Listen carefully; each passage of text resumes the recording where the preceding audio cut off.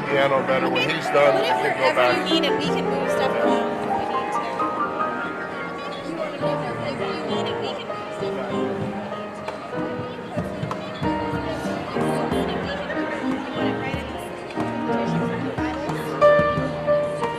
Just going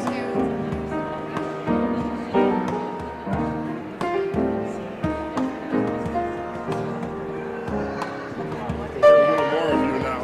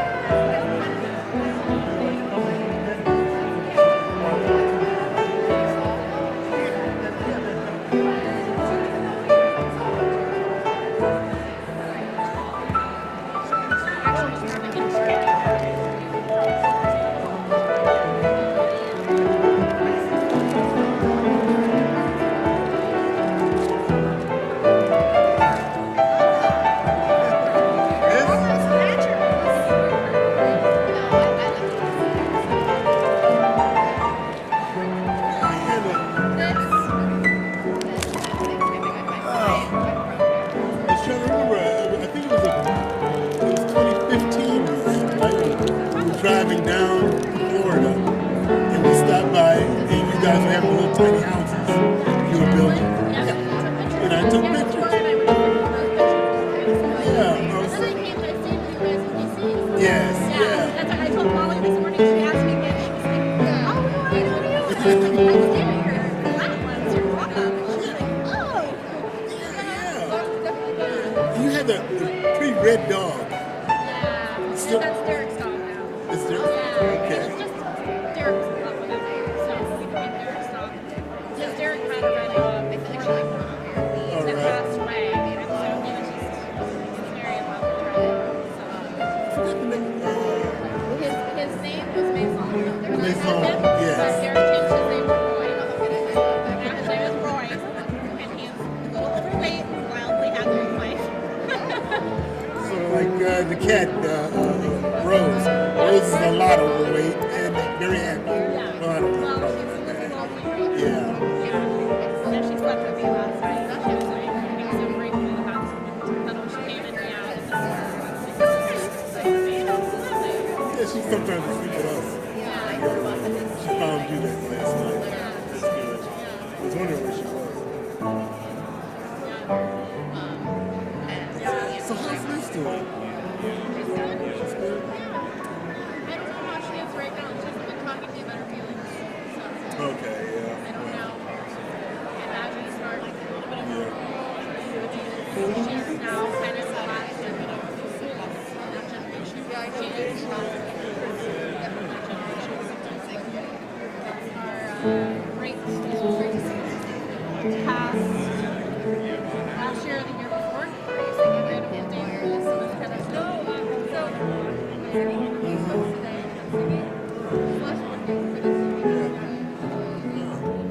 Well, tell her that she remembers me. She's sharp as a tack still. She's still, yeah. Yeah, she does Got her cuss. way twice. Everything. Still walks in the woods twice a day. Walking two paths. Tiny house. How about you? What are you up to these days? I live in Colorado. Colorado. You're a teacher or? No, I used to teach. Okay. I am now a therapist, vet tech. A vet tech.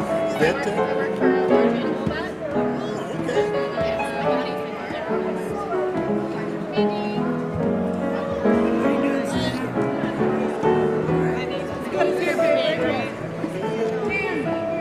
You're in a little bit of a tizzy because Dan fell in the shower this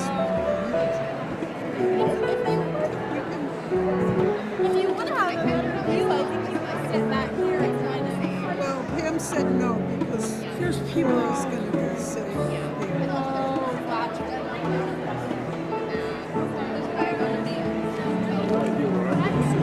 Yeah. I'm gonna leave this for you guys. I'll be hanging I out. guess it's Karen. Actually, we're gonna be singing, so I'll be there pretty soon.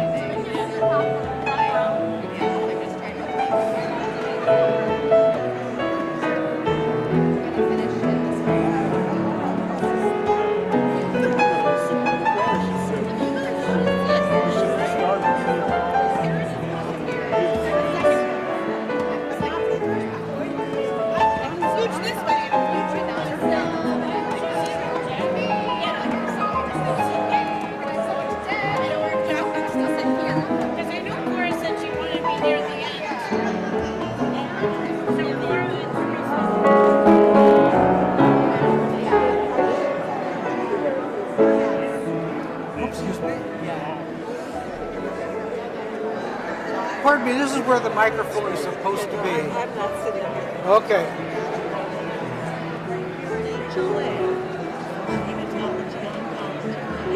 Needed to like I had needed treatment since I was originally diagnosed. It was a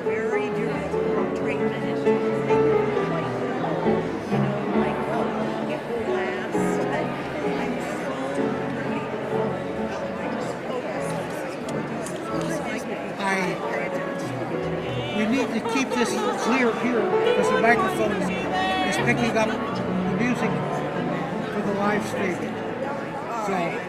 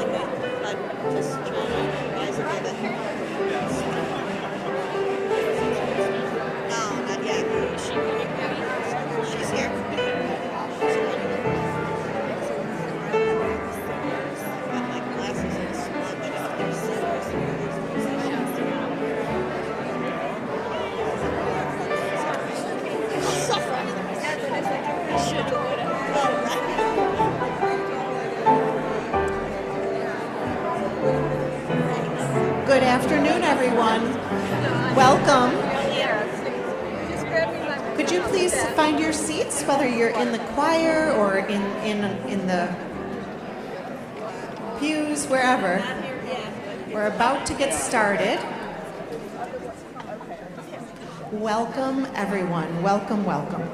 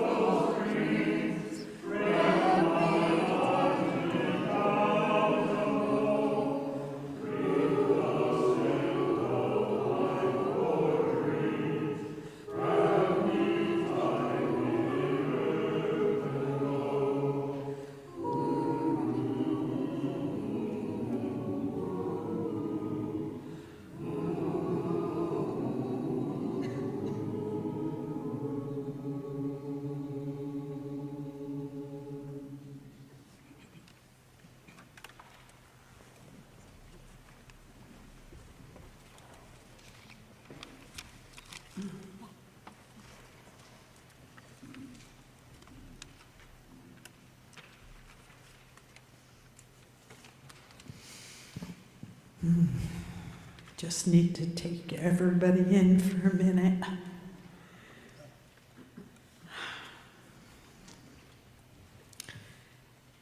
So,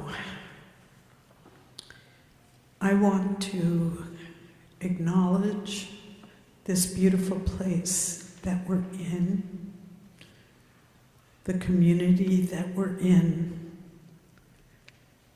the city that we're in, and acknowledge that this is all happening on the original and unceded land of the Onondaga Nation, which Dick felt deeply in his heart. So I'd like all of us throughout this to remember all the gifts we were given by Dick and all the gifts that were given by this incredible land, nurtured by the Onondaga people for thousands of years.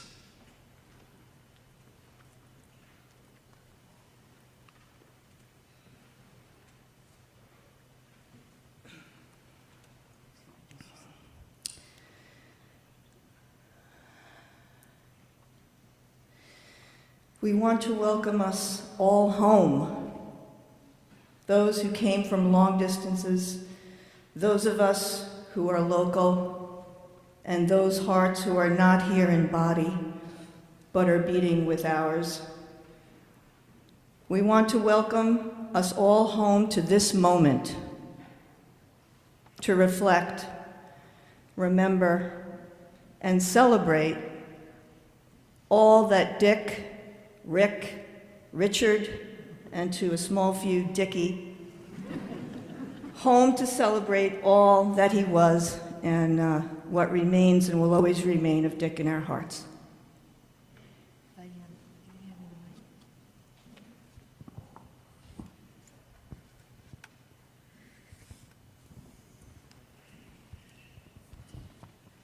The quote that's on your program by Che Guevara was one of Dick's favorite quotes. Let me say, at the risk of sounding ridiculous, that the true revolutionary is guided by great feelings of love. So I'm going to talk a little bit about radical love. One of the things that I've noticed in the last month as Dick was dying is the number of people who told me that they loved me so much. And I think that somehow a death reminds us back to the kind of the honest and the truest parts of ourselves, which is that we are made to love each other and to love this earth. And that you are all here because you cared about him, and also because you've done things that made this earth and this world a better place. So at this time, I'd like you to turn around to your neighbors, and around you say your name and maybe how you're connected to Dick for just a moment so we can notice each other.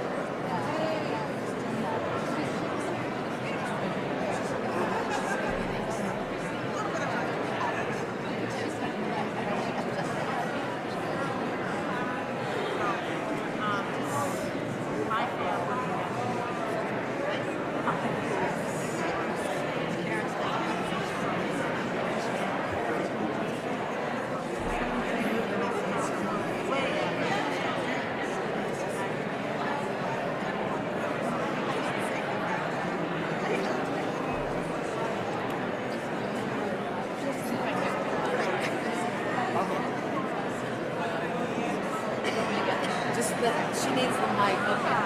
I'm going to talk.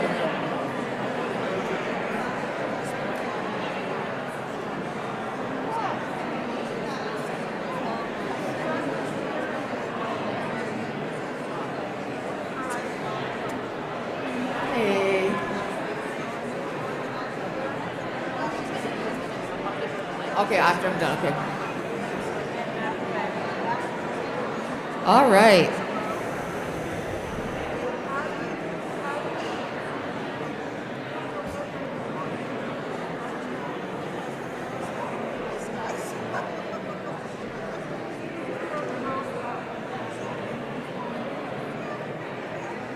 All right, I think now that you've met each other, there will be a reception afterwards, and you can continue to build the web of relationship that we've sort of grounded today in Dick's life and his death. One of the deepest parts of me, and the part of me that cared probably the most with Dick, or I called him Rick, his family, is that his love of the world and his actions for the world. I would say that he would cry about issues of the world. He was very optimistic because he always was looking for some kind of way to make it better. If there was a problem, he would think like, oh, I'm going to make a poster. I'm going to make something that's going to send out, that's going to make a change. And in that way, he was an example of active hope that is something that we need, that I needed every day. Our relationship was complicated and long and complex. I met him over 50 years ago. We were partners, we lived separately, we were comrades, we did lots of different things. And we were always, no matter though how apart we were, which I kind of realized the last few weeks, he was the one that sort of came after me and reminded me that there's no limits to the kinds of love that we can have for each other, and that he was going to be there for me, and he was. We had a daughter, along with helping to raise other children, and an example of this was at the end of our last years together. He lived next door to me. He would come over every single night to say goodnight and to tuck me in and to see if I needed anything. And the last time he came was maybe 3 or 4 weeks ago, and he toddled over with his skinny legs coming out of his old housecoat and his slippers to check the windows to see if I was okay. But I appreciated it, and every single time he said, "Sweet dreams." So tonight, let's just say sweet dreams together. Sweet dreams, Rick.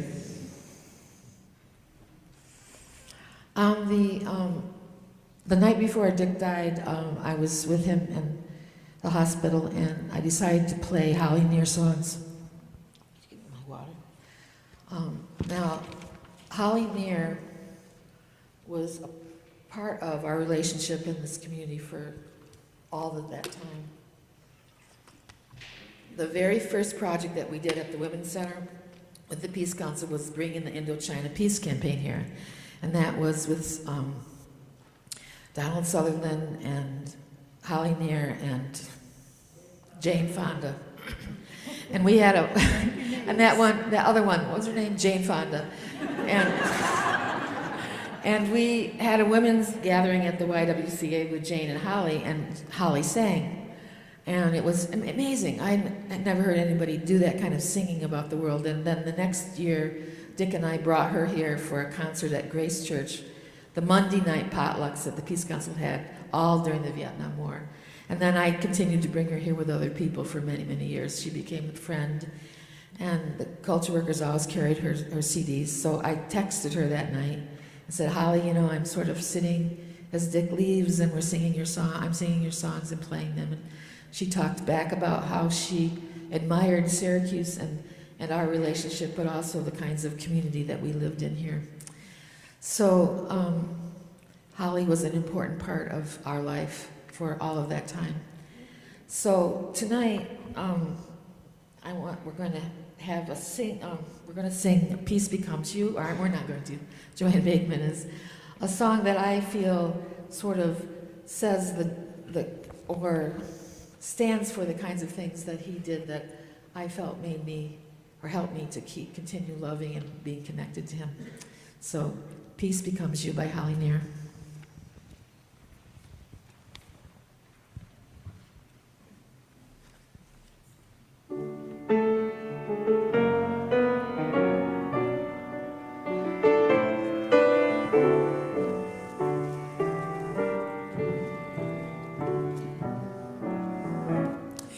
I like the way you look in your baggy jeans. I like the way you walk with your sassy stride. I like the way you sound when you call out my name, the way you laugh when you got something to hide. But most of all, I like how you trust in change, and honey, darling, wonderful and true. May I say, peace becomes you. May I say, peace becomes you. I like the way it breaks your heart to see the cruelty of prison, the way you show up to be counted time after time. I like the way you raise your voice to put an end to war, the way you celebrate a woman in her prime. Ain't no doubt about it, I like the way you speak your mind, and honey, darling, wonderful and true. May I say, peace becomes you. May I say, peace becomes you.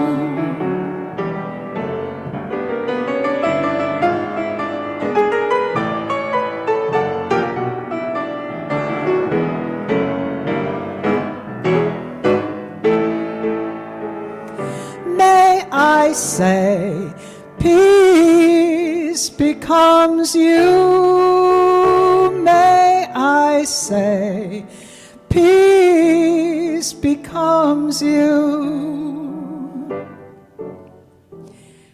I like the way you grab a thought and then put it into practice, the way you know when it's time to honor rage, the way you really listen before you start talking, the way you stand on a picket line for a living wage. But most of all, I like how you choose to love me, and honey, darling, wonderful and true. May I say, peace becomes you. May I say, peace becomes you. May I say, peace becomes you.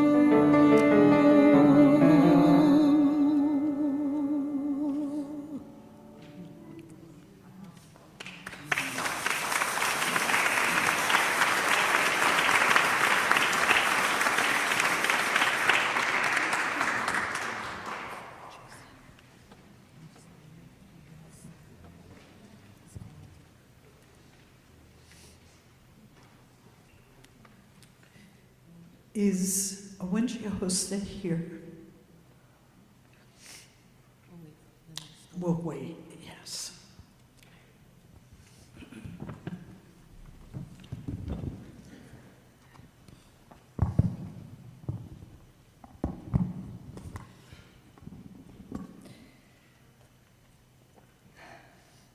Glenda Neff and William Sunderland, two dear long-term friends and co-conspirators whose time overlapped with Dick at the Peace Council.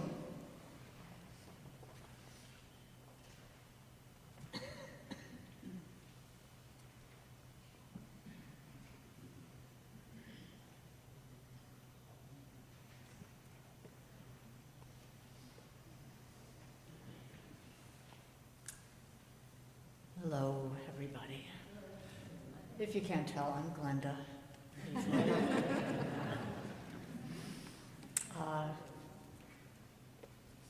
This is probably going to be longer than the 5 to 7 minutes we were allocated. I'm sorry. Yeah, we do go back I go back to 1970. It's an honor to share with you today Dick's own memories about his life, particularly as a draft resistor and working with draft resistance. And we're talking about the Vietnam War. Stand closer to the mic. Oh, okay. I'm going to let you know how I got to know Dick, and then William and I will share his oral history and try to make that short, because it can be read in the 500th issue of the Peace newsletter, which is online. I don't have the URL memorized. I came to Syracuse in 1970 in the fall to go to Syracuse University, and I was soon active with the anti-Vietnam War movement, with protest, hearing all kinds of very progressive and radical people at Hendricks Chapel, and learning how to run a mimeograph machine to run off flyers. I met Glenn Widkin. I don't know if any of you remember him, but he was key to draft resistance on the SU campus, and he was a core person. If I go back to the 1970s Peace newsletters like those you're seeing, he's listed in so many projects. Through the Draft Resistance Center that was on campus, he said, "You need to meet the Peace Council." And I believe he brought me and my friends, my SU friends, to the Monday night potluck. It was the beginning of a beautiful relationship. But I'm going to start then with Dick's words about why he was a draft resistor and one of his first projects at the Peace Council. What I thought is, if you read the italics starting there, or you could read Dick's words in the first person. Which would you rather do? William just took a long trip to come here today, so we're just on the fly. Let's start with that one. If you read the italics, I'll read Dick's words. All right.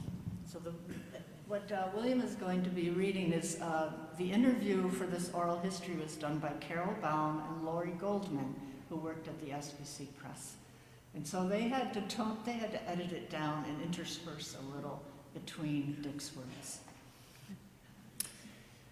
Selective Service sent a notice to report for a physical and an induction notice. Dick failed to report for either. He knew he would be doing time, which almost paralyzed him. There was little political activism then and no support systems for resistors. In 1965, the FBI busted him and he returned to Syracuse for his trial. Ben Shove, a prominent SBC member, was his lawyer. The Peace Council, however, took no part in Dick's support. And in Dick's words, he says, "Ben kept delaying the trial because he wanted me to apply for conscientious objector status. I felt that CO status was preferential treatment and decided no." He sort of understood, but on the other hand, he and other people like Ben had fought to make conscientious objector status an option. And to have young people come along like Dick, like I did, and say, well, that's a bunch of shit, wasn't very pleasing to him. Just read that line. Dick began his 2 years of prison in 1967. During that time, he was transferred twice, played a lot of basketball, and challenged the system. So for those of you who played basketball with him, these are my words, you now know where he really learned how to play basketball. Basketball is one of the major things people do in prison. The black guys dominated the sport and tended to also be the leaders. They were sharp guys. Playing basketball allowed me to get to know these guys very well. Between that and having a little more education and acting a little like a jailhouse lawyer, I was able to gain quite a bit of respect and influence. We started to challenge the segregation in this cell block. It was 1967, and supposedly such things hadn't existed since the Civil Rights Law. Segregation wasn't existent anymore. But there was a two-man cell block that in the book they kept track of all the people were in each room with a little N and a little W next to every name. For some unknown reason, there was never an N and a W in the same cell. So this black guy and I decided to challenge that in a very low-key way, and we applied for a room together. 4 or 5 days later, I found myself in the transfer unit. When Dick got out of jail, he worked at Bristol Labs for a short time. In early 1970, he was hired as SPC's second full-time staff person. This was his first experience with the Peace Council. Activism increased, and by 1971, SPC erupted. In the space of 5 months, there were 5 staff. The newsletter grew, and the calendar, community magazine, and Plowshare began. The direction of local services organizations. Around that time, Dick and Sari Knox started the Direct Action Project, a draft resistance group which later became part of SPC. One of their more effective activities focused on the induction center downtown. This is where my activism on campus interacted with the Peace Council, was going to that induction center and surrounding buses. We had this is Dick's words, we had a really elaborate network that we built up over a year or two. Every morning we leafleted the induction center. We would have several people there to meet the bus coming in and also to meet the employees. We got to be on a first-name basis with the employees. Ultimately, one started to give us information. We felt that was a real coup, real sabotage operation. It allowed us to have people in about 10 different points around upstate New York where induction center buses were leaving, and they'd be bringing those buses to Syracuse. The one in Jefferson County was in Lyons Falls. The draft people were freaked out when our people showed up at the exact time that the bus from Lyons Falls was leaving, because it only came there once a month.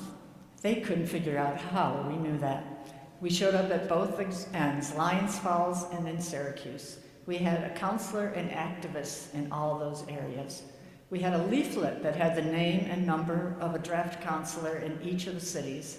We had a map that had little dots on areas where we needed a little more work, just like the military does. We felt that it was really, really an accomplishment. In Dick's words, he says, I'll let you read the last paragraph. Yeah, that's Dick's words. I vacillate between being an anarchist and a socialist or being neither. It's never been a big issue for me. Gandhi said that probably nothing you do in your life will make any difference, but it is absolutely essential that you do it anyway. Faulkner said that there's only a certain number of things you can do in your life, and you might as well do what you do and enjoy as much as you can. I could relate to that. So those are Dick's words from the SPC Oral History, September 1983. I'm just going to name off a partial list of all the projects that he and a whole bunch of other people organized in the 1970s. In these pictures, you're seeing that are black and whites. You're seeing David Easter, Chris Murray, John Mattis, Marilyn Miller, Glenn Woodkin, so many people that lived in the Westcott Nation. That some of you are still alive, and you know who you are. Dozens of people he worked with.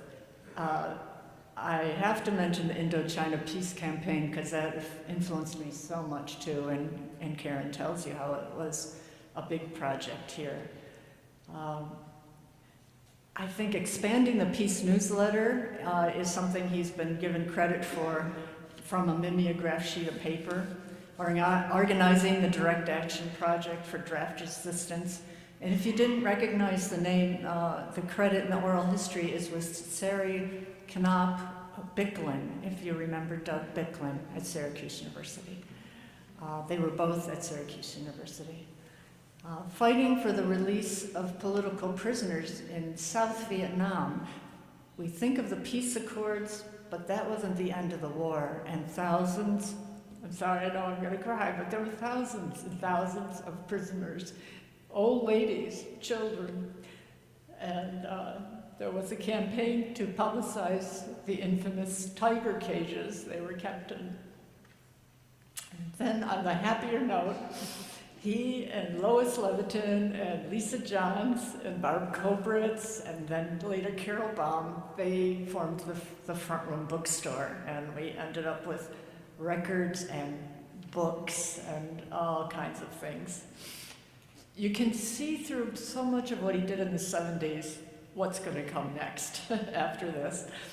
The Plowshare Crafts Fair, he's mentioned by other people as being part of creating that. I'd love to hear more history of the Plowshare Crafts Fair. And the last thing I have on my list, which is not the whole thing, was supporting Native American sovereignty. With the Peace newsletter, with Monday night potlucks, with speaker events, we were educated by Indigenous people about the Wounded Knee occupation in the 1970s, about the Onondaga Nation, about Dennis Banks and other Indigenous political prisoners. A very memorable show of support that I was a part of. Seemed a little ad hoc, but Dick organized a carload of us in the late 70s to bring a trunk full of peace newsletters up to the sovereign nation of Ganienke, I think is how you say it, and there was an occupation up there to establish a sovereign nation, and we featured articles on it, so we drove up there. William was there. We were in Lillian Reiner's car, a reliable car. And we got stopped, of course, at the Canadian border because we did go over to the Mohawk territory on the other side of the river that I believe on both sides of the river, Akwesasne was the name for the area. But we did get stopped. They probably asked us, why are you coming into Canada? And Dick probably said the truth, that we're going to Akwesasne. So I remember they opened the truck, they looked at what we had, they talked to us, and they let us through. From the early 70s, I think Dick saw in me that I was a live wire that liked to get things done, and he pulled me into all kinds of projects, and that's one acknowledgement I wanted to make was he recognized people and would pull them in. And I think I remember that other people in the Peace Council in the late 70s said, oh, he's already got you on the calendar committee? Darn it, we wanted you to do this. But I got snapped up for the calendar committee. And Chris Murray and Dick took me under their wing, taught me all the social activist organizing skills that I didn't have yet. William started a year ahead of me, so he had a little bit of a foothold ahead of me. I have to say that when I came on staff was the beginning of the nuclear plant opposition and the celebration of what we could all do together to stop the nuclear plants. like Dick described in his oral history, he taught me by example that forming relationships with people is the core of organizing, human-to-human conduct. And that we can reach people in all different ways, through the heart as much as, or even more than, through our minds. He inspired us all to become better people and move us to action to build the future we want to leave behind. He dared to live visions, put out his big ideas, and work to make them reality. And that's what I feel I got from him. I'm going to read just a few sentences from David Easter, and then William Sunderland will have some comments to say too. Get the right piece of paper here from David Easter. David Easter was the first staff person, I believe, at the Peace Council, and Dick Cool was the second. David says, I met him shortly after he got out of prison in 1969. I was working at the Syracuse Peace Council, and Ben Shove, Dick's lawyer, suggested we talk together. Soon Dick was working with me. We continued as colleagues until I left the Peace Council in 1974. Dick certainly did work to build up the organization. He was the lead person on many projects, and he worked with Sam Feld, a steering committee member, to purchase the house at 924 Burnett Avenue. I also remember Dick secured the large printing press from a printer he knew, which we put in the basement, and that allowed us to print 11 by 17 posters. He was a major person starting the Plowshares Craft Show. Dick was a very good friend. We were in a men's consciousness-raising group together for several years, which involved a great deal of personal sharing. I was very lucky to have known him. David Easter. Your time is really gone. Long gone,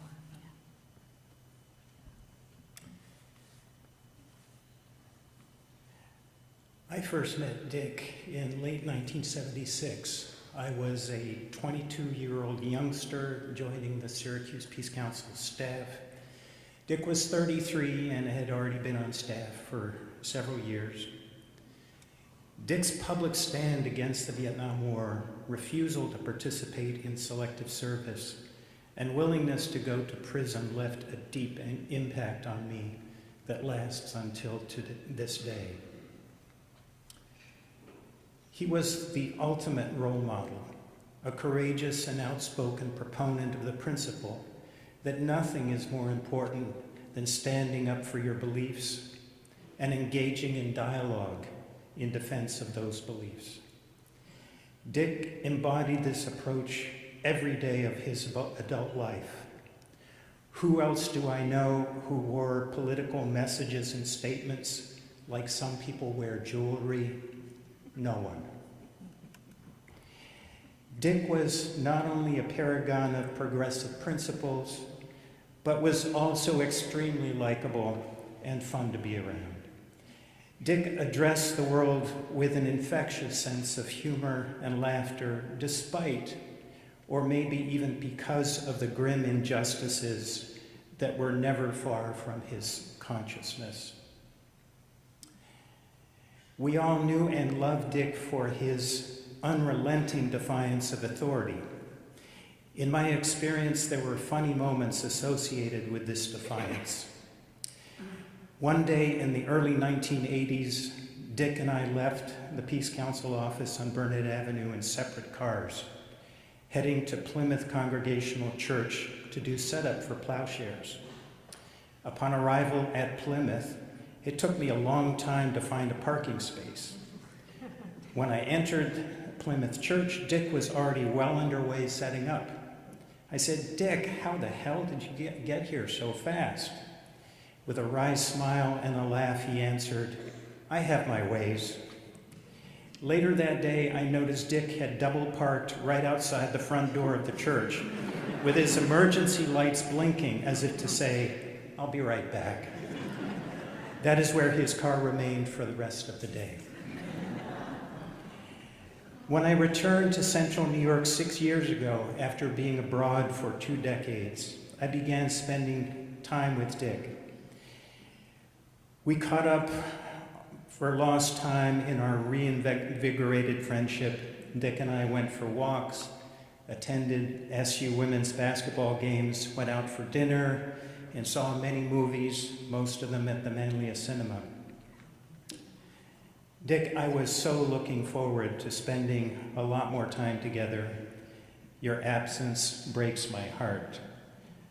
I am so proud and privileged to have known you. Your spirit lives on in me, and it always will.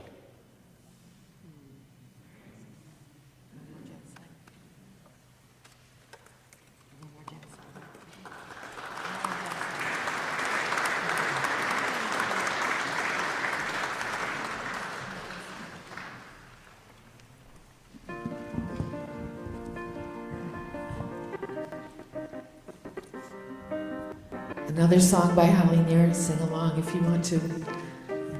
Written.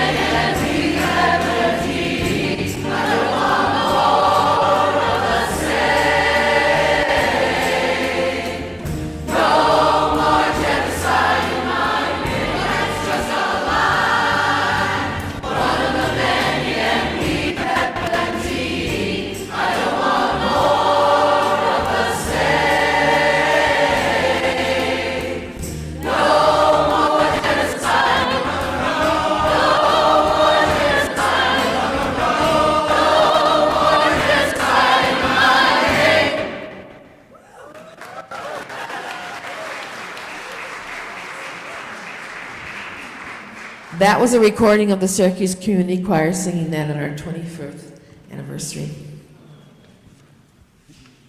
Andy Major.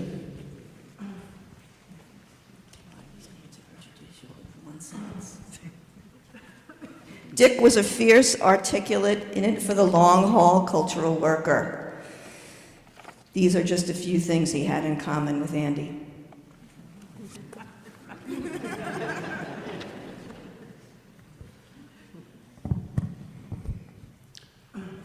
Thank you.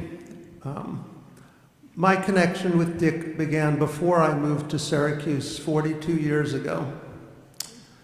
I was a 20-year-old radical activist who had begun to speak out publicly about my refusal to register for the draft. My partner Karen Beadle had moved to Syracuse to work at the Peace Council and told me about Dick and his imprisonment for resisting the Vietnam War. Dick and I had an immediate, sweet relationship. We joked that some of our time together was preparation for my potential prison term, including Dick teaching me to play handball, which was a major prison sport in his day. Our love of basketball and our shared competitive spirit were other places of joy together. This was shortly before Dick founded Syracuse Cultural Workers in July of 1982, along with Jack Mano, Jan Phillips, Karen Kearney, and Linda Perla.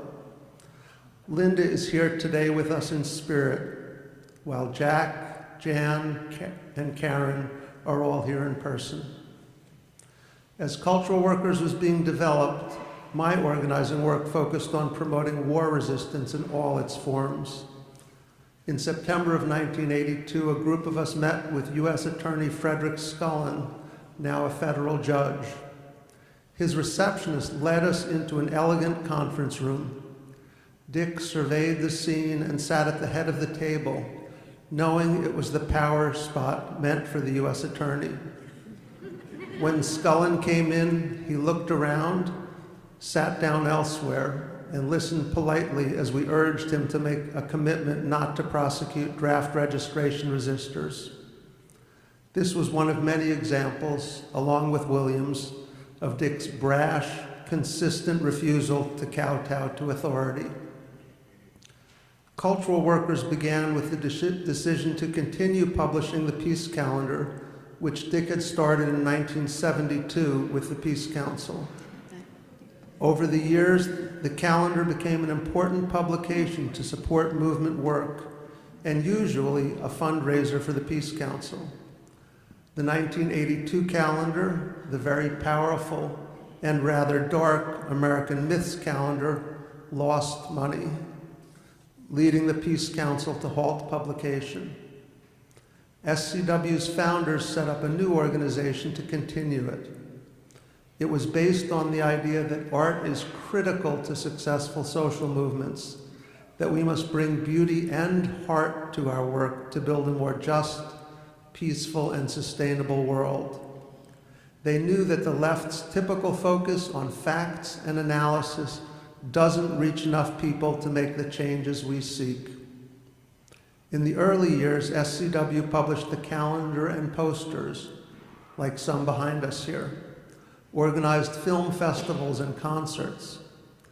The first offices were in the grassroots Dandelion Collective, where Dick lived for so many years. After outgrowing that space, Dick moved the offices to the nearby Women's Information Center, where Dick's longtime partner Karen and his sister Liz were often called the mothers of the center. Within 5 years of our founding, SCW moved to a house on East Fayette Street. Unfortunately, the significant growth wasn't well managed. Dick was an activist and a committed anti-capitalist, not a businessman. SCW was essentially bankrupt.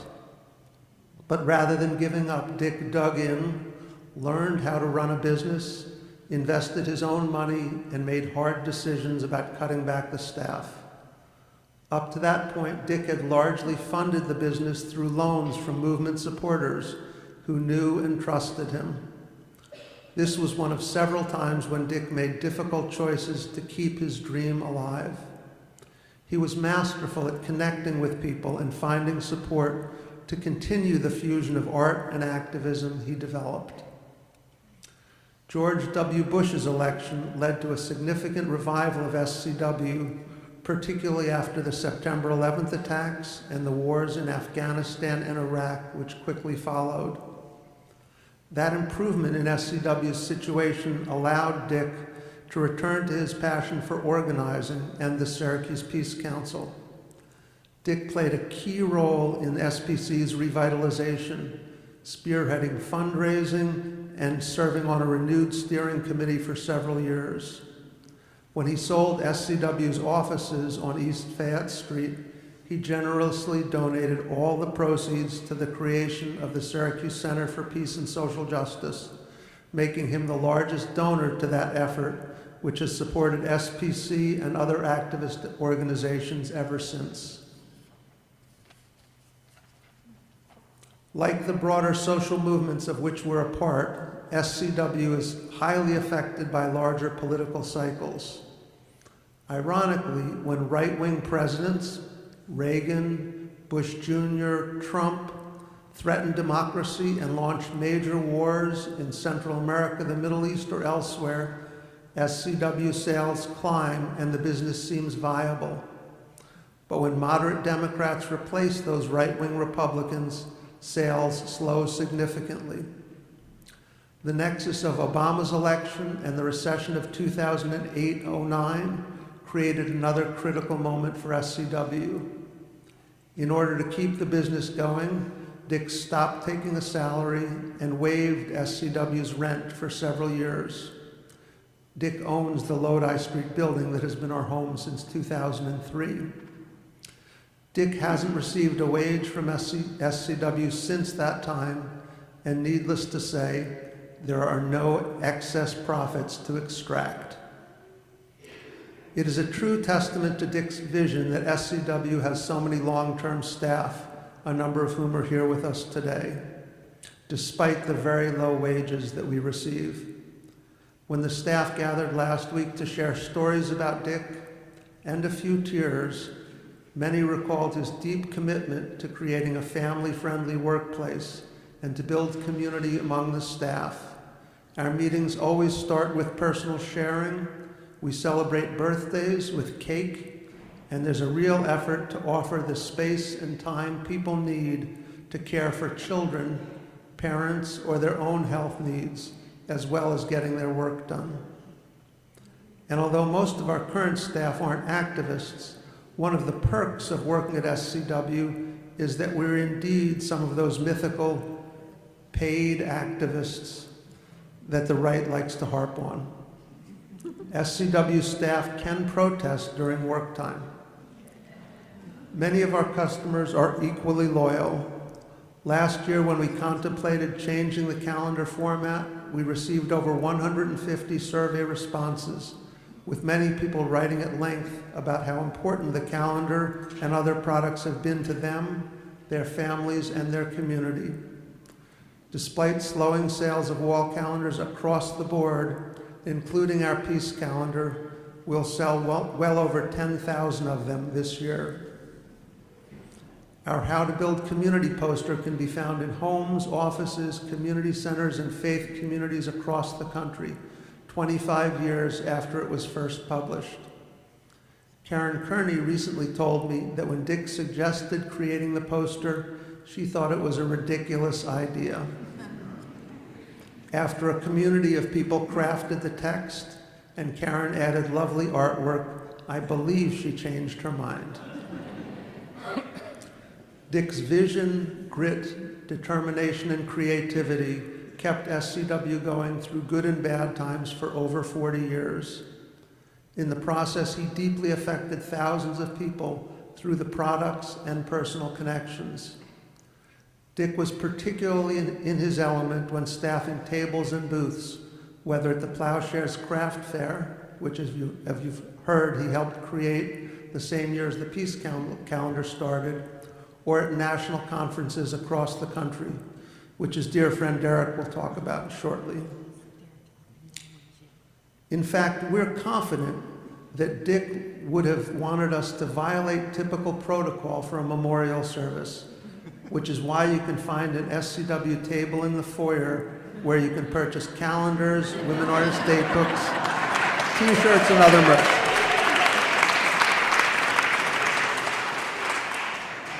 And of course, the family couldn't help but give out buttons as people came in. Dick's passing leaves a big hole in my life and also poses major challenges for the future of Syracuse cultural workers.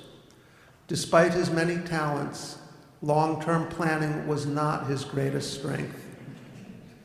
And the political trends which have always deeply impacted the organization are particularly powerful right now, at the same time that Dick is no longer with us and longtime art director Karen Kearney is largely retired.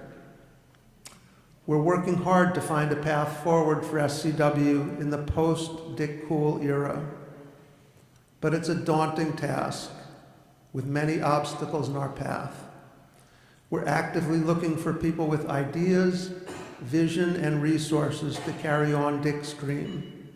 If you're one of those people, please reach out to me. It's been a great honor to know and work with Dick for these many years. We will carry it on. Dick Cool presente.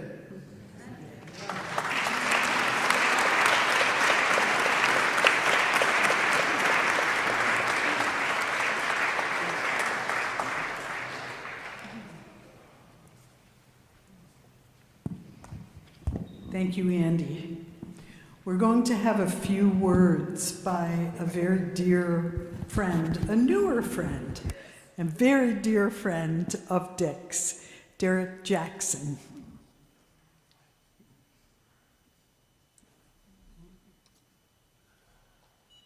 Let's see. I first got to know Dick very well back about 10 years ago. I retired from the fire department, moved down to DC, and he got in touch with me and said, yeah, you want to do a show? And I said, what do you have to do? You just stand in the booth and, sell stuff to people and talk to people. You can do that. Yeah, okay, I can do that. I'll do that. So he comes down, and I worked the first show, and this is great. This is fun. All these people come in, and they just want to buy stuff from the cultural workers. I was like okay. And so Dick goes, well, how'd you like to do another show? and okay, and then another show.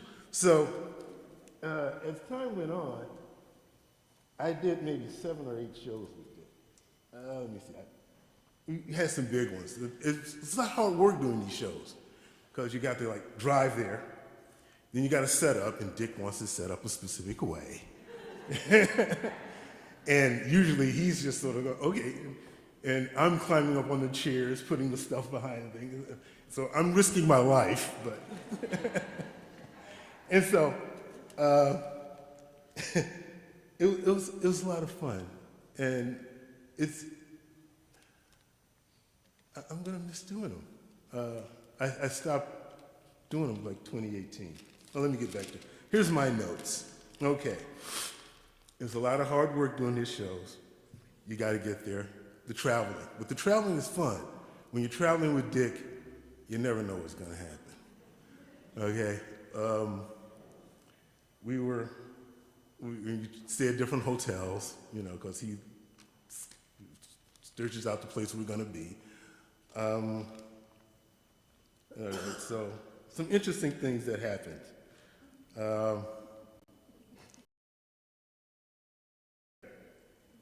We were in this shirt, as a matter of fact. I got it at one of the shows we were working at. This jacket, reversible, very, very nice jacket. All right. So you get up early in the morning. You have to drive to the convention center. So there's that commute.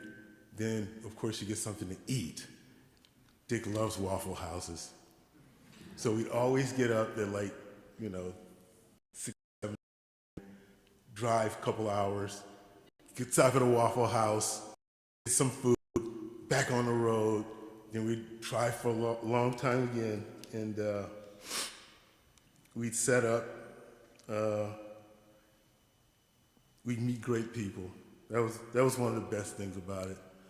The people we met there, I met a UU minister with exactly my same name. We'd have to pick up our little exhibitor buttons, and he picked up one and it said, Derek Jackson, UU minister? That's the wrong one, that's not me. Go back. So had to find my exerter one. What else did we do? The Waffle Houses. Oh, the trips, driving on the road. I mean, the weather could be incredible sometimes. I remember we were driving through Jacksonville, Florida, and we were going onto the on-ramp, and there was this sheet of water. I mean, it was like from here, nothing, just daylight. From here, this way, just a torrential rain. It was a solid wall of water we were driving through. It was amazing. We went to, I think we were going to Florida. So we met people. We met a really wonderful woman. He was like, people would call up through the cultural workers and volunteer for us to stay at their place. That way he could cut down on costs. And I would work for pretty much for free, pretty much for t-shirts and a little money, but mostly we were just having fun traveling with Dick. But we met this one woman, Deepa, in Orlando, and she's become a lifelong friend of ours. He was saying, oh yeah, she's a nice lady. We've never met her. She's got 2 big dogs, and I'm going, never met her? She's got this big, does she know I'm black? Gonna be okay? Or she can stick the dogs on me? She's the most wonderful woman. She's a vegan, and she would cook for us, and oh my goodness, well, and we took her out. It was incredible. And then on the other side, there was Dick. We played golf together whenever I come to Syracuse. I played golf with Dick. He was like the only person here now that I can sort of hang out with. I had the pleasure of being the chauffeur when Karen and Dick were the Grand Marshals at the Westcott Street Festival. That was a pleasure. Where did I put my water? My mouth is dry. At any rate.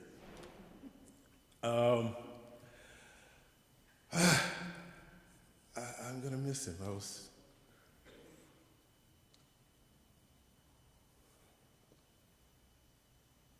sitting in the TV room last night.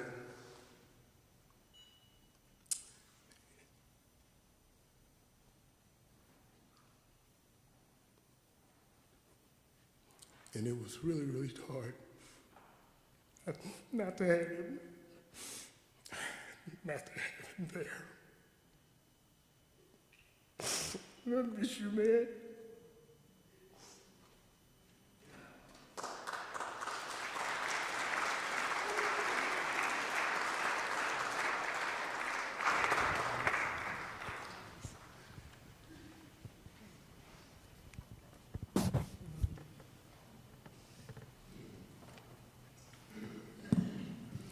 Laughter and tears, it's what life is made of. So I think Wengie has arrived. Yes, there she is. So we're going to have a few words from Wengie Hosda Myers, who I think has known Dick since she was a little one. Wengie is Eel Clan from the Onondaga Nation.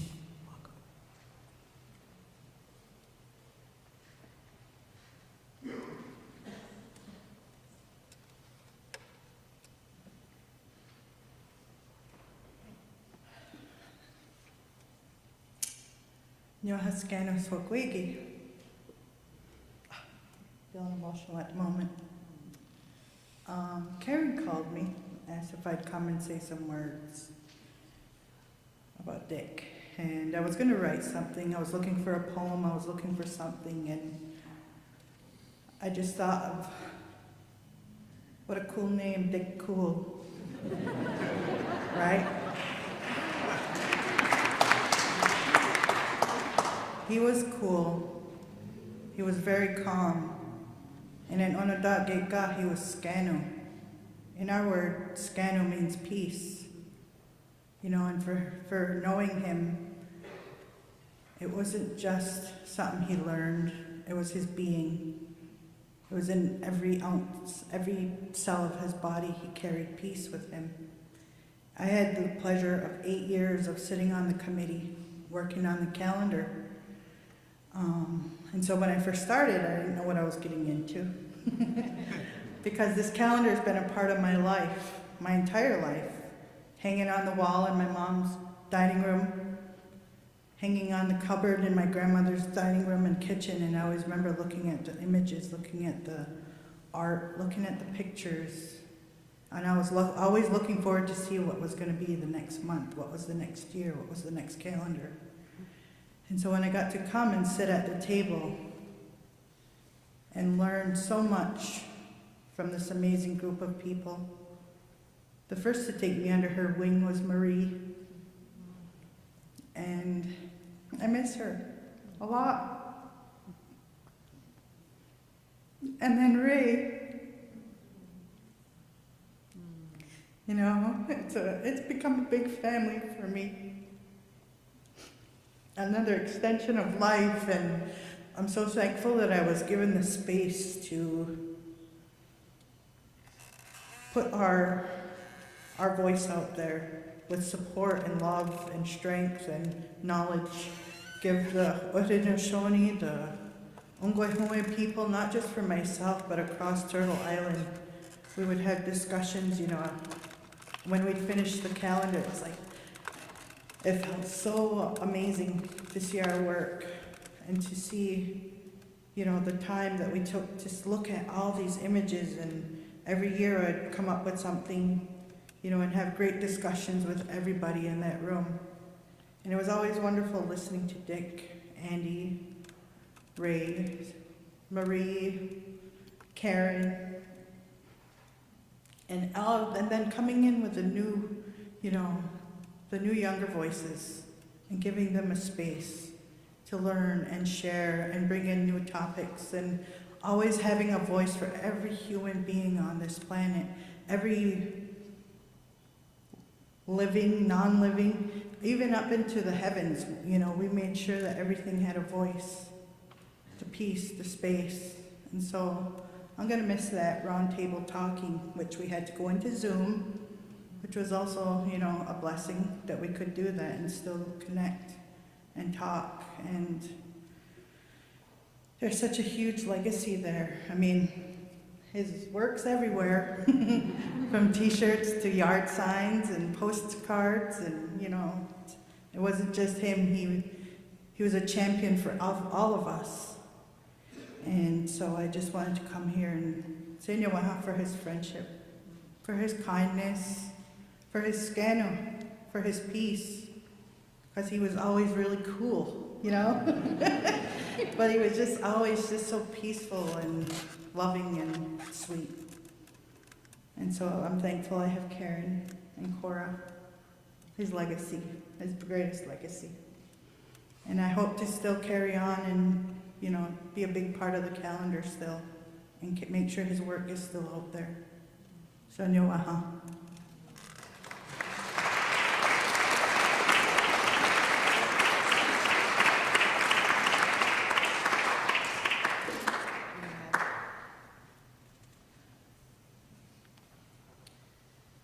Please enjoy a further celebration of the calendar, words and music written by our very own Colleen Kataw and edited by Jim Dessauer.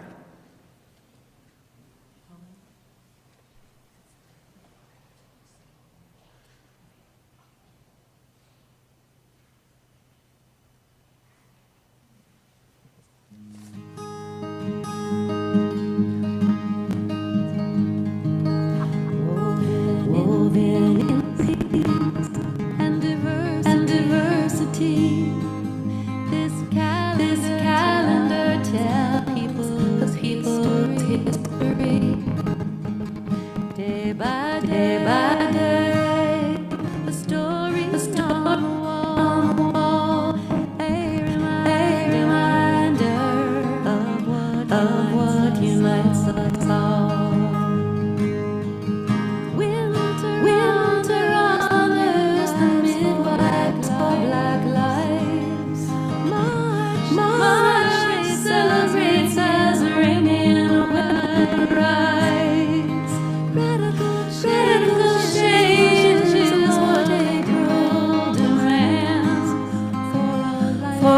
life on earth. Young people take a stand. Day by day, there's a story to be told. Lessons of history that say we're not alone.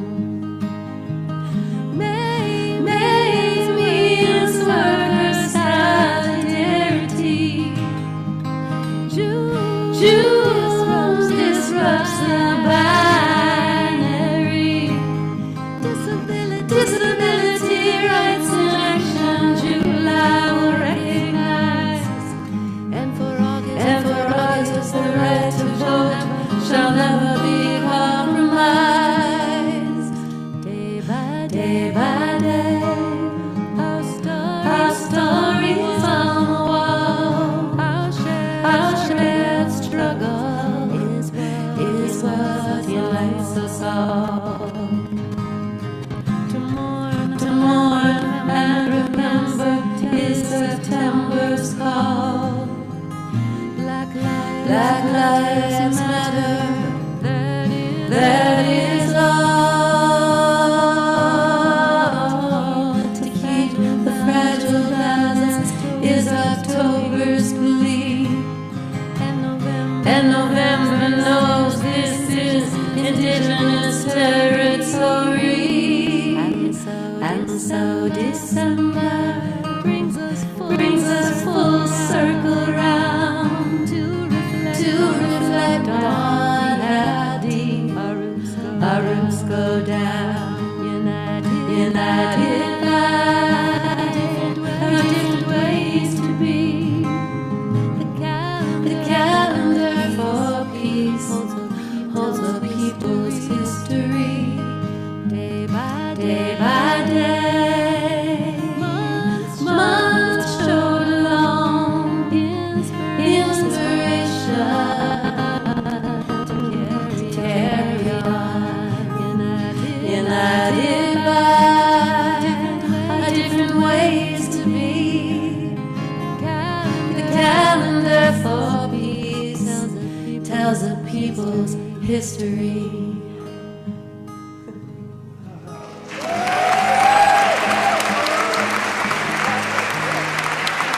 Dick Cool presente.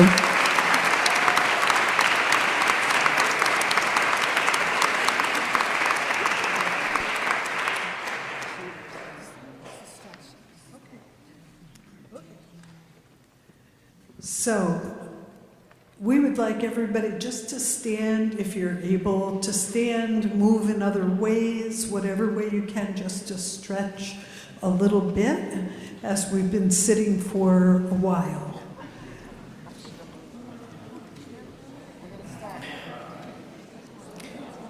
There are restrooms through that door if you need it, but we are going to continue with the program pretty quickly.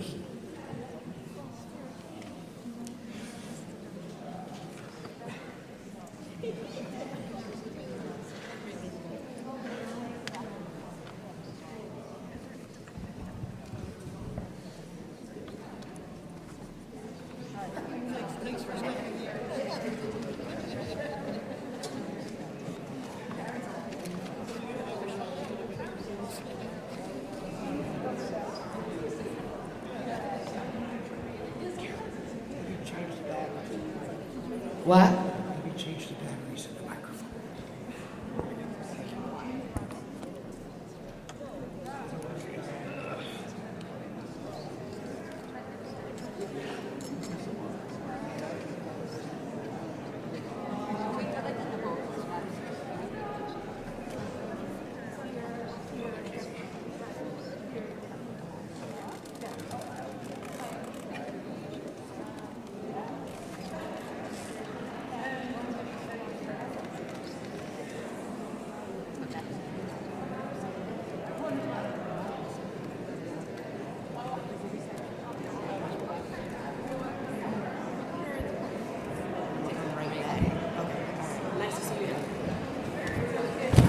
All right, everyone.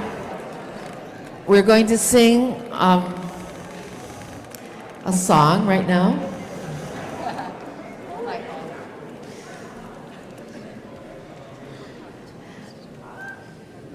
This song, Lullaby, or I'll Keep Watch for a While, is a sort of favorite choir song to do at memorials.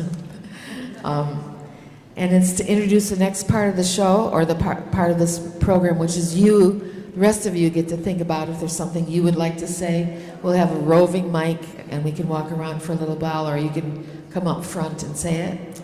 But first we're going to sing Lullaby. I'll keep watch for a while, gentle friend.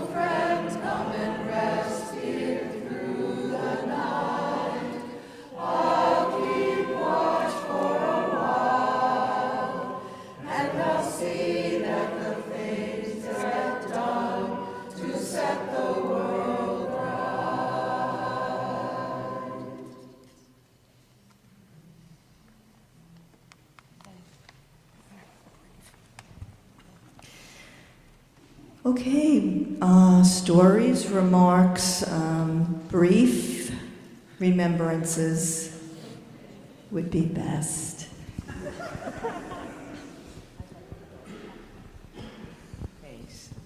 My name is Jan Phillips, and I'm going to tell you about the conception of the Syracuse Culture Workers. And I was living in California and had driven here to Syracuse, and the only thing I knew to do as a cultural activist was to go to the Syracuse Peace Council.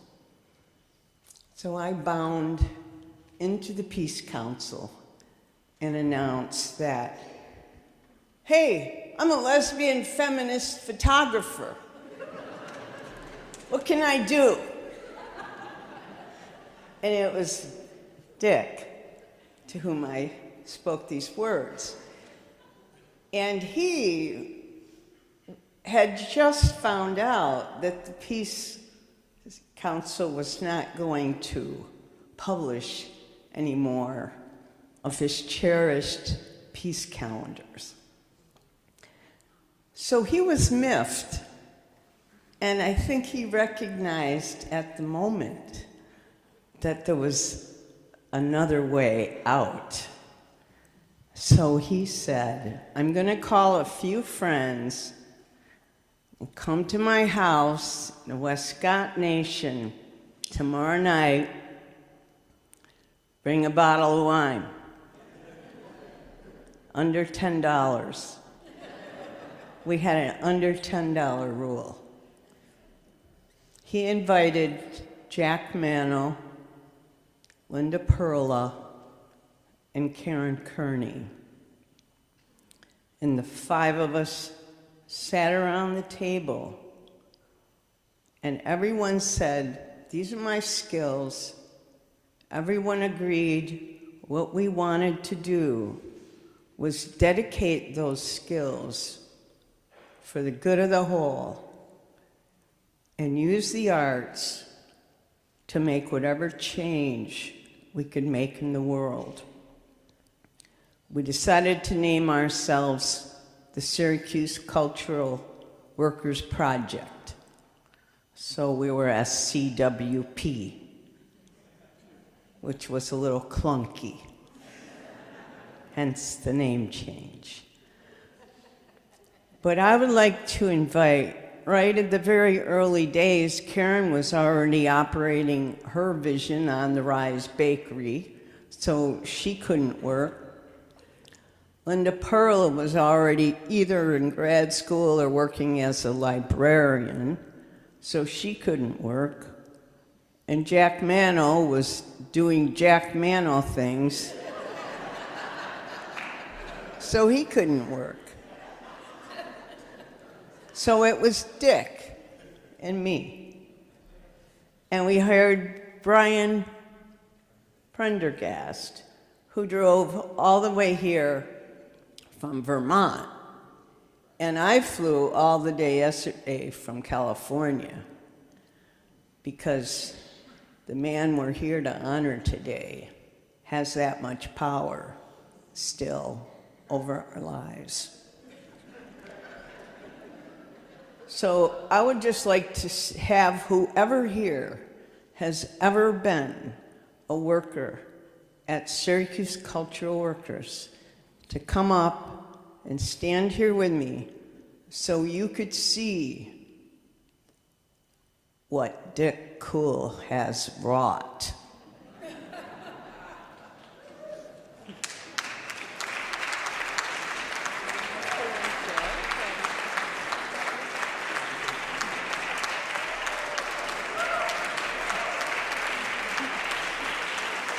Wow. Hey. Yes. See? Good for us. Good for us. Thank you.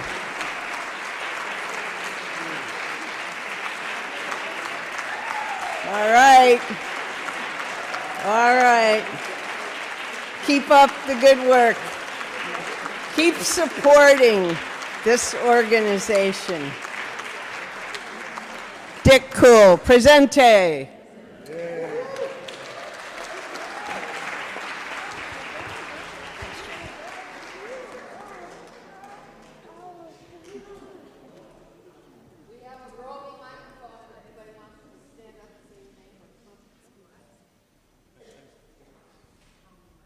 I just want to go on the record. I'm Brian Prendergast, who Jan introduced me already. So I was a snot-nosed kid when I met Dick Cool. Ollie Clubb sent me to Dick. Hi, Ollie. I was kind of one of those kids post-college. Didn't have any connection to like a place or, I was drifting. I was living in the Poconos, and I visited Syracuse for a wedding, and I stayed at a friend who I knew from college days, right across from Ollie. And it just so happened that Ollie's bike was broken and he was trying to ride it. And I bumped into him, helped him fix his bike, and he said, after telling Ollie that I was looking for a life, looking for something to do with my life, he said, "Go talk to Dick." And so I did, and I moved back up to Syracuse, and Dick kind of changed my life in a real way. He was a mentor. He was like one of the most soft-spoken, powerful men I've ever met. He didn't have to say a lot, but when he looked at you with those eyes, it's like, you're going to do it, all right? So thank you, Dick. Right.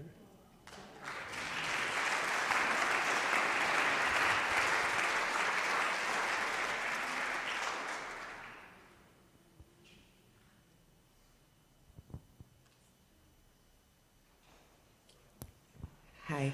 I'm going to try not to cry too much. I have my Dick vest on today. I said, I never leave my house anymore.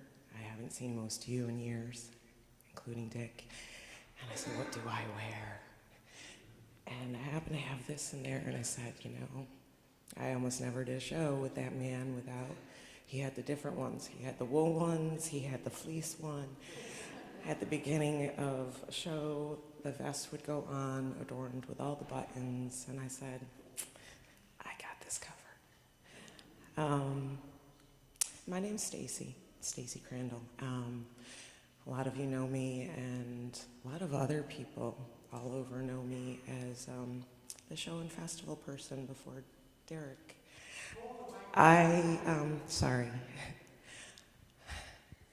For 6 years, actually, I did the shows and the conferences for the cultural workers. I fell into it accidentally, like most of us do. I had spent a lot of years as a mom and an activist in the neighborhood, but I had had so many friends for so many years. Everybody I knew, at some point, when they first came to Syracuse, when they first got out of high school, when they first whatever, everybody I knew had worked at cultural workers. And some had great stories, and some had not great stories, or less great stories, and you know, it was a mix, but I got to know Dick and Karen actually first as co-parents. I met Cora first. I met Cora and Liz first. Then slowly I got sucked more and more in. And before you knew it, Karen was hugely important in my life. And roped me into working with the med students at SUNY Upstate. And then next thing I knew, Dick, I fell into accidentally, one of Dick's assistants was a friend of mine. I did the Clearwater Festival, and the rest was history for the next 6 years. I got a lot more credit than I was ever due, because I just happened to be the face that people saw out in public. The stories that I could tell are endless, as Rose knows. I did a lot of the shows on my own. Sometimes there were like 2 to 3 a month even for a couple years. So the big ones, Dick always went with me, and those were the best. Those were the best. When you spend 6 to 12 hours in a van loaded up with somebody, you learn a ton about each other. We talked about everything. And I don't have to say to anybody here how wonderful it was. That's why we're all here. But some of the highlights, some of the funny highlights, were spending 6 years walking into a venue, going up to get that name tag, "Where are you, Derek?" And sometimes I walked in and the tag said Dick Cool, and they said, "Well, you're not Dick." And I said, no. And then, of course, the second question is always, is that his real name? Yep, it is. And then everybody wants to know, even if he's not there for the weekend, they see me and they're just mystified about this man with this awesome name. And you know, I would do it up at some point in time. I mean, I heard the jail time and the conscientious objector stories over and over from different people. But at one point in time, somebody, I'm sure it was Dick, mentioned that he did have the privilege of playing basketball in prison with Jimmy Hoffa. Dude, I worked that story so many times. There's so many customers out there that think he's so much, even cooler than we all do. So I'm like, yeah, he loved basketball so much. Anytime we went, we had to find an Econo Lodge because they're typically owned by non-American families, immigrant families. And I don't know why, but he found the secret that they always have a hidden back parking lot basketball hoop. So we're on the road for 6-7 hours. We pull over. I am dead tired. I am starving. His first priority is the basketball hoop. Second priority was always, and I loved him for this, food. I found Dick Cool to be quite the foodie.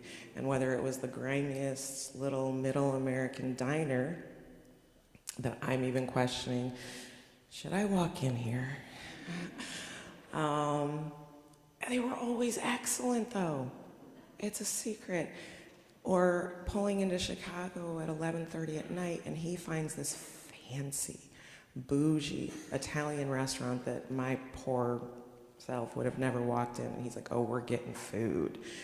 And next thing I know, he's making me eat fish I would never eat otherwise because, you know, he's Dick. And Dick knows things and he's wonderful. The white man confidence, I always joked with him about. We would play good cop, bad cop, only it's old white guy, cute little brown girl. So, you know, whether it's Maine or Washington or Chicago, we worked it. We would work it. We'd pull up to those big convention centers with all the Teamsters and the unions and the $1,000 fees. They wanted to charge this very important but struggling company, and no, we'd work it. We would work it. And we were a good team. If I'm not mistaken, we were almost birthday buddies. And both being hard-headed Capricorns, yeah, there were many battles about which order the posters should be in. Because once he put it down on paper, it was supposed to be. But I'm a Capricorn woman, so.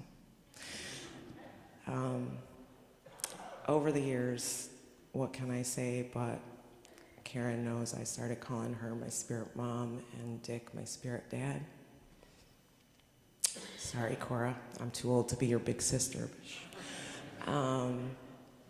That's how I describe Dick Cool for the last 15 years to people who never met him. He's the dad I wish I'd had. And I loved him. And the world was not going to be the same without him. But it's a better place for all of us that got to know him. Right?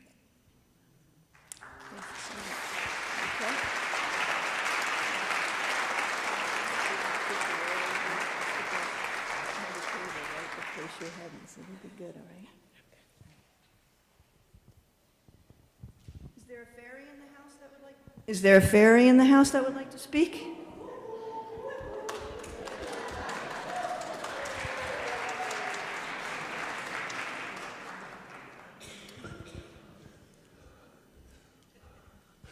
Hi.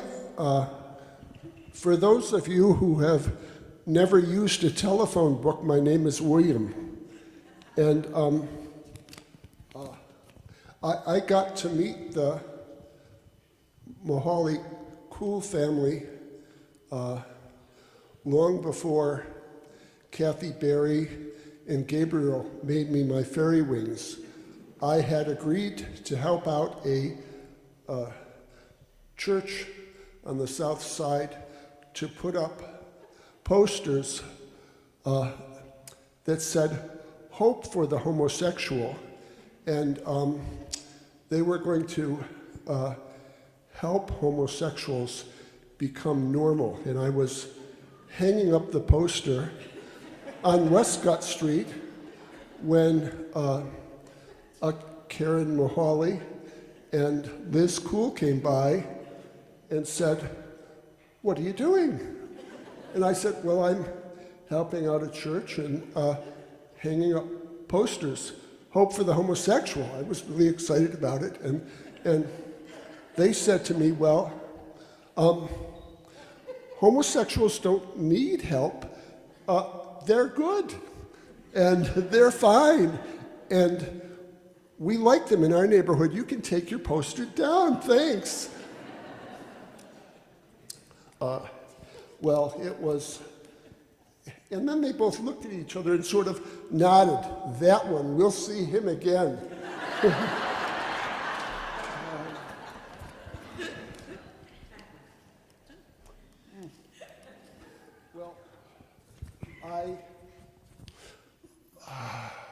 I don't get my wings out very much anymore, but I wanted to do it for Dick. My wings are getting sort of tatty and worn like myself, and I worry about when I go out for a flight having to crash on East Genesee Street here or somewhere. And the other thing I thought about doing is when I've gone down to the marches on Washington, I often did stilting, and I wanted in the worst way to put on my stilts and my Abraham Lincoln outfit that I marched with, because when I think about Dick, it seemed to me that he had the stature of a Lincoln in terms of bringing people together and trying to achieve equality for all. I took a photo to Dick early on. Come out, come out. Come out. A photo of John Burnside and Harry Hay. Again, for you that have never used a telephone directory, John Burnside and Harry Hay were two older men who loved each other, who started the Mattachine Society back in the 40s, early on. And I have this wonderful picture of Harry and John giving each other sweet kisses. And I thought maybe for the June Peace Calendar that that they might be able to use that. And Dick was thrilled to see it and so pleased to put it in the calendar. And I can't tell you what it meant for both Harry and John, who were alive at that time, to receive a calendar from Dick with their pictures in it. And Dick was always offering up the kindness to old and young alike, and remembering us in special ways. And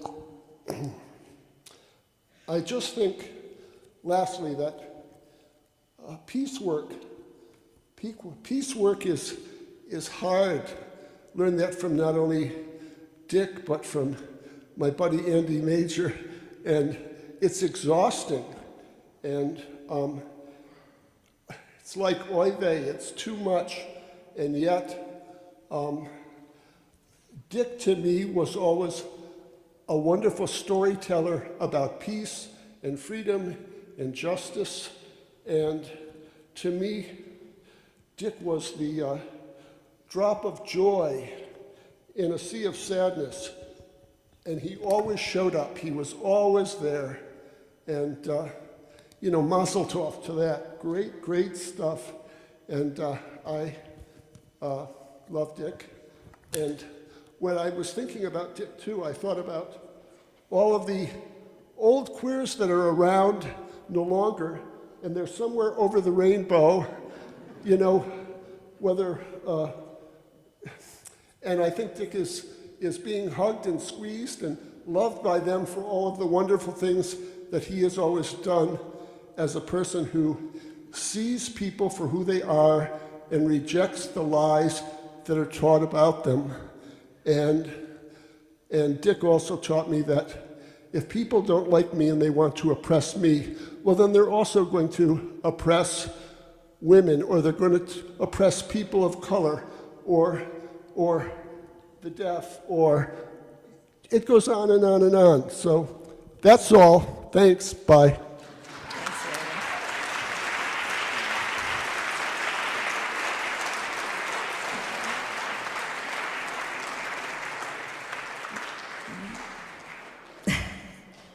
We'll have time for 2 more, if anyone would like to take advantage.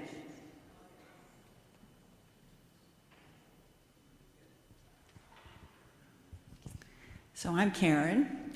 I, like Brian, turned up at the Peace Council doorstep with a suitcase full of puppets, fresh out of school, ready to draw pictures.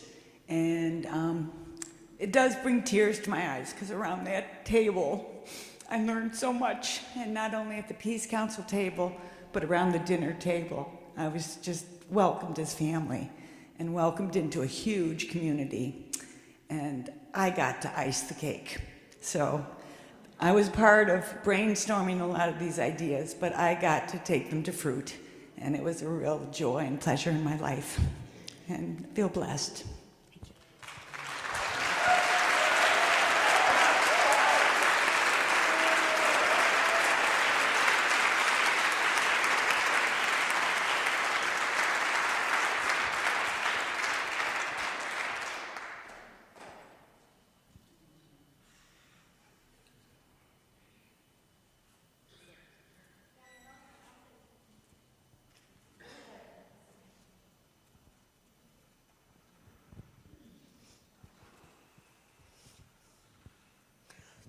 I'm a newcomer to the community, relatively.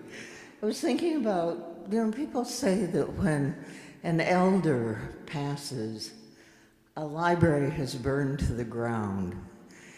And being present today, watching the community rise from the ashes has been a real gift. I really realized I miss Dick when I voted this last election, because I took my ballot and I sat down and I started to fill it out, and I thought, what the hell am I supposed to do?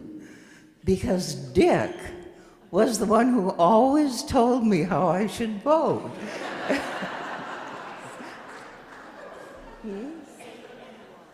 Oh, I'm Sally Rush Wagner, and I want to thank Dick for the way in which the Matilda Jocelyn Gage Foundation would not be where we are today if it had not been for his gift. Before I moved here to start the foundation in the home of Matilda Jocelyn Gage, Dick was an icon. And the Syracuse cultural workers, living in Sacramento, the Syracuse cultural workers were where we got our gifts, where we got the posters on our walls, where we got the cards that we sent. And to come to Syracuse and meet Dick was like meeting a celebrity. And then Karen and the community choir. Before I moved here, I had a sense of the uniqueness of this community and the wonder of activism that encompassed more than I had ever seen in any other community, more than ours in Sacramento, and we were kicking ass pretty good.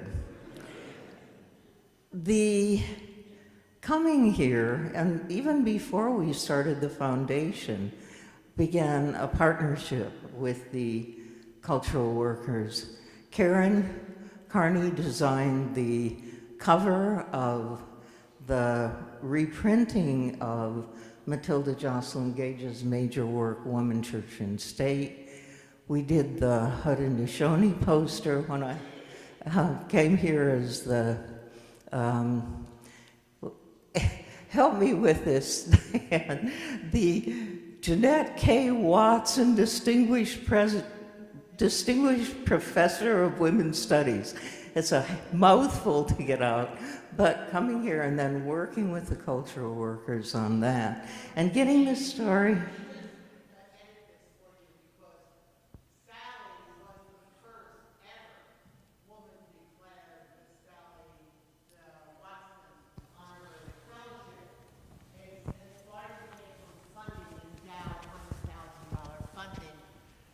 From Syracuse University and the Watson family.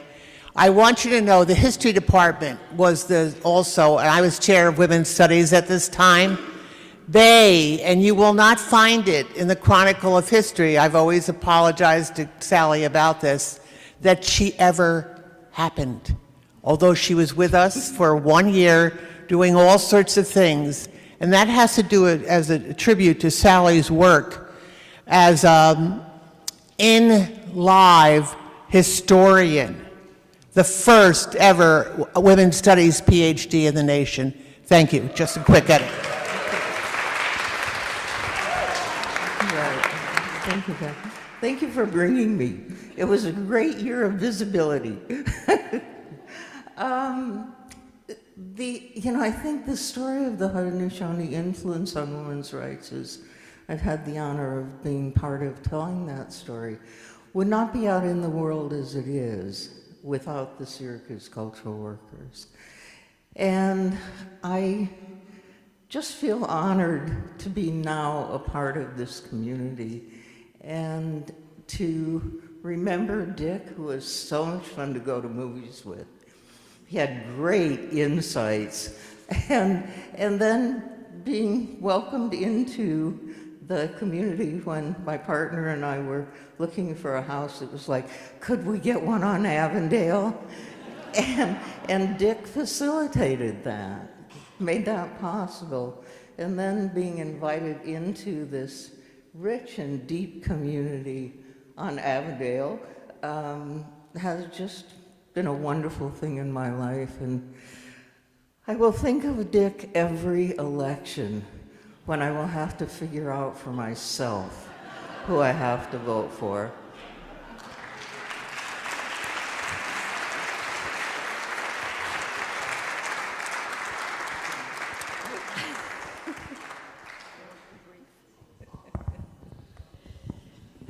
All right, no one's going to follow the rule now.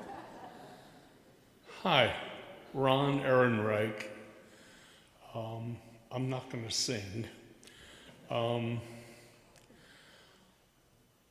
Indeed, I don't have any art or cultural talent or background, nothing that I could bring to the table or ever did.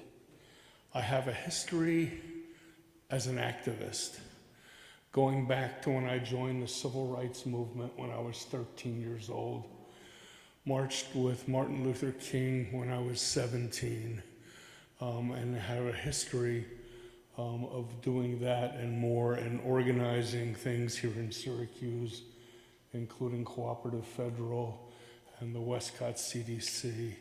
And what I want to honor in Dick is that he inspired me to do more, to try more, to not get pushed back, to keep going, to reinventing what I was doing, and to not take no for an answer even from myself. I grew to love Dick and his extended family, I just want to express that gratitude here, he helped me to be what I am, to do what I did, and to aspire to what I still struggle to do, even though I'm retired now. So thank you, Dick.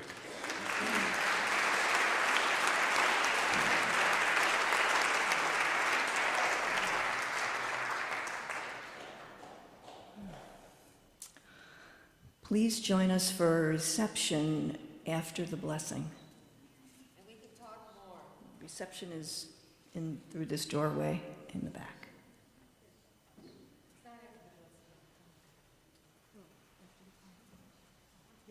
After the blessing and the poem. At the end.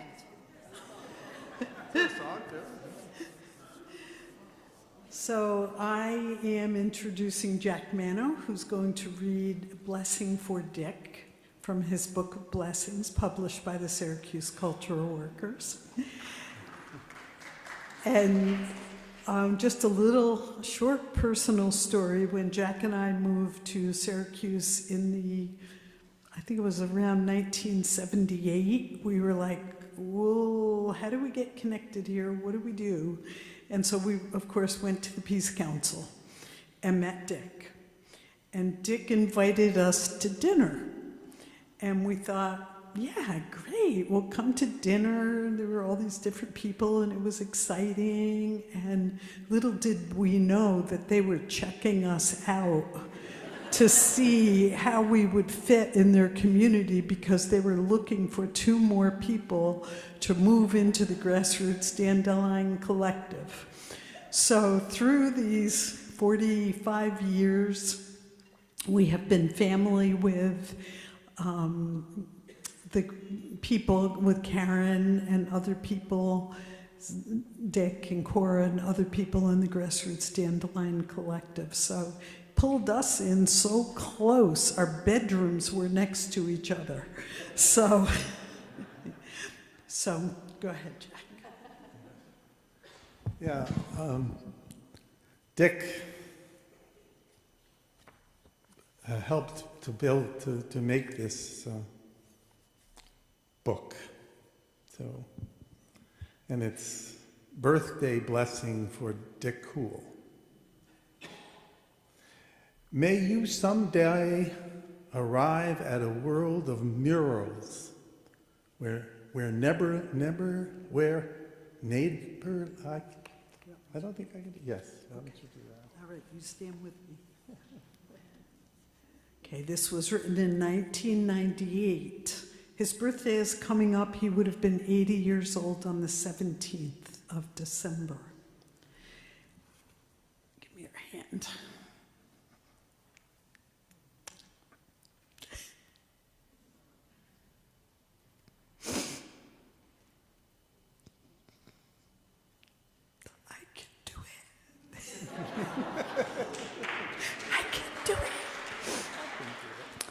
May you someday arrive at a world of murals where neighborly, right, and courageous acts are celebrated vividly on walls, walkways, basketball backboards, and bathroom stalls, where color runs riot and every human feature is made heroic.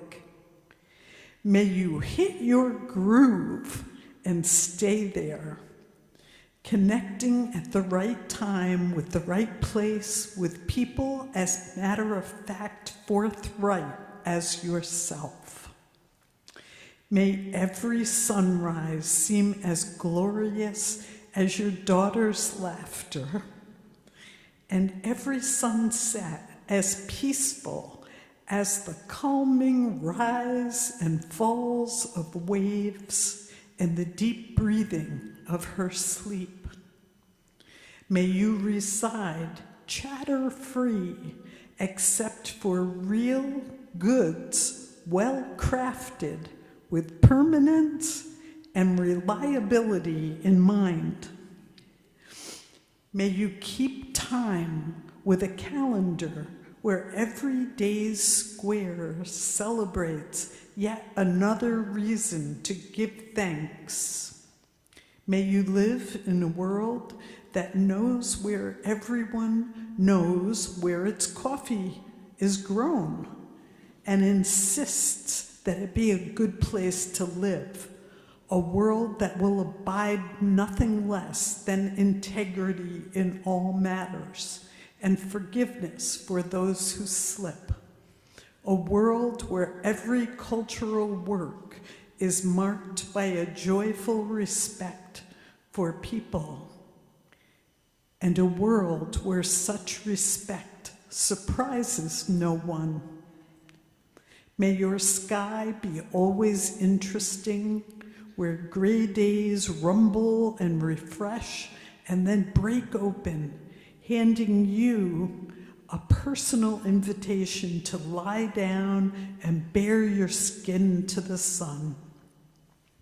May you be remembered at least as well as you remember others. Be considered as well as you're considerate. Be carried with arms as steadfast as those you hold out to the world. So may it be.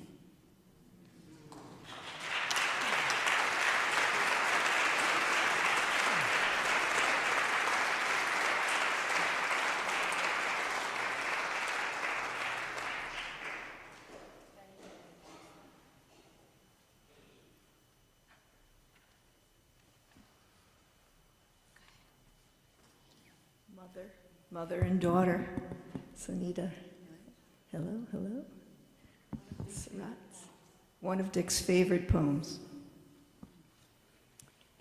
The Low Road by Marge Piercy. What can they do to you? Whatever they want. They can set you up.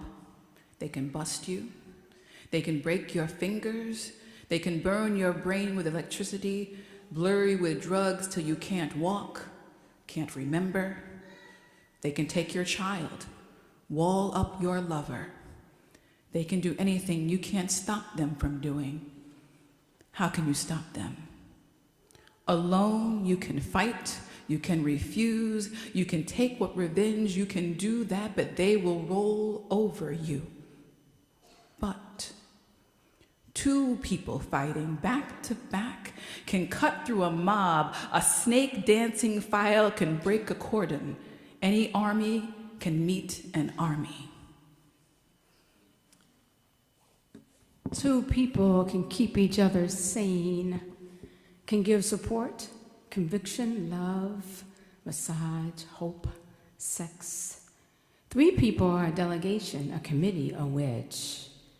With four, you can play bridge and start an organization. With six, you can rent a whole house, eat a pie for dinner with no seconds, and hold a fundraising party. A dozen make a demonstration. 100 fill a hall. 1,000 and your own newsletter. 100,000 your own media. 10 million your own country. It goes on one at a time. One at a time. It starts when you care to act. When you care to act. It starts when you do it again after they say no. After they say no. It starts when you say we and know who you mean. We. And each day you mean one more. One more.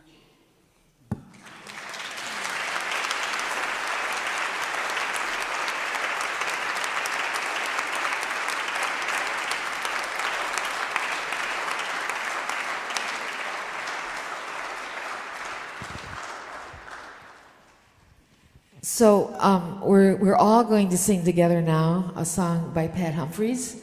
And then we're all going to go to the other room and sit around and have some treats and talk to each other more about our lives and our connection to Dick. So Pat's watching as we on Facebook right now. So let's start singing Swimming to the Other Side. We'll sing it with you, but sing loud.